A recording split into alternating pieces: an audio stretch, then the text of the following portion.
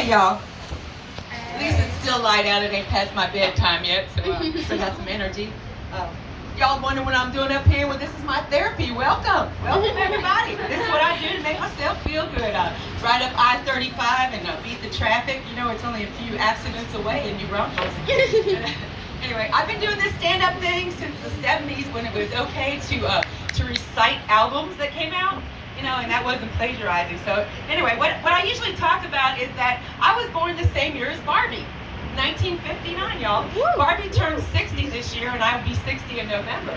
You know, and the cool thing about that is she achieved a lot of attitudes in my life. But, you know, she had those great tits and the skinny waist. You know, we all got anorexia back then, but she never had a vagina. You know, and so because of Barbie, it took me a while to discover mine. You know, it's my favorite part of my body. Y'all like your vaginas, anybody? If you don't have one, you still like them? You know, and how many of y'all wish you had one? Everybody. Okay, thank you. And they are great. They're a great piece of merchandise. Lots of feel-good stuff. And you know, and in my lifetime, I learned things as I go, and I learned that you know. I'm not rapeable anymore. I'm seriously, I mean, I might look sexy and someone might, you know, they say rape is a violent crime, but you know, I never get anyone that mad at me, but I think if they try to rape me, I'm like, okay, it's been a while, just let me go get the lube, okay? I'll be ready for this, right? I'll need help, you know. But, you know, I think that changes things a lot, you know. So I don't know if they'll leave or not, but I hope that confrontation never happens because all I'm allowed to have is a baseball bat because guess what, guys? I'm a felon. It's okay, it's not catchy unless you had my lawyer. But what happened to me is that I got stuck in I'm also, I have PTSD. I'm like what you call a veteran of the war on drugs. You know? So I got through that, except for not unscathed. In 1992, I was arrested with $20 worth of crack cocaine, and I got 20 years. Can you believe that? The judge had a sense of humor, didn't he? He said I'd get out in 24 months, but guess what, guys? I couldn't shut the fuck up, so it took me almost 13 years, 6 weeks short of 13 years. And I've been out of prison for 14 years now, but I got a lot of good shit to tell you about.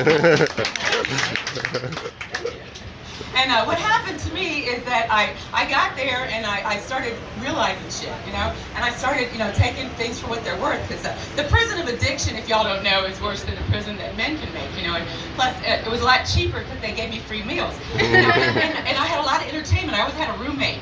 You know, and also I was very self-help. I was really into masturbation. How about masturbation? Huh? Y'all like that stuff? Self-help? Keeps you out of trouble, you know? And how do you masturbate in prison? Y'all want to know? Y'all want to know? Yes. Listen, quietly and carefully. You can. They give you this little tube of toothpaste. You know, you don't have to have commissary money, and then you can get a couple rubber gloves. You know, nab them off the cart and get some tissue in there and form it just right. That's your tax dollars at work. You know?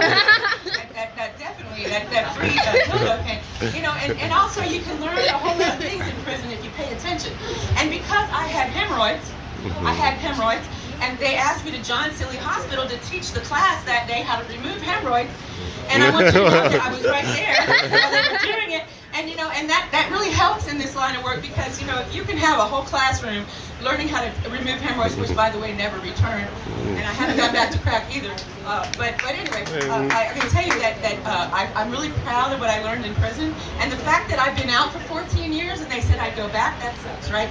But you know what's really cool? What's really cool is, to me, I went to my 40th class reunion had I graduated in Washington, D.C., and being that I lived in Texas most of my life, I actually tried to do stand-up there, and I flopped in front of all those people, you know. And so I told them the hemorrhoid joke and got off the stage.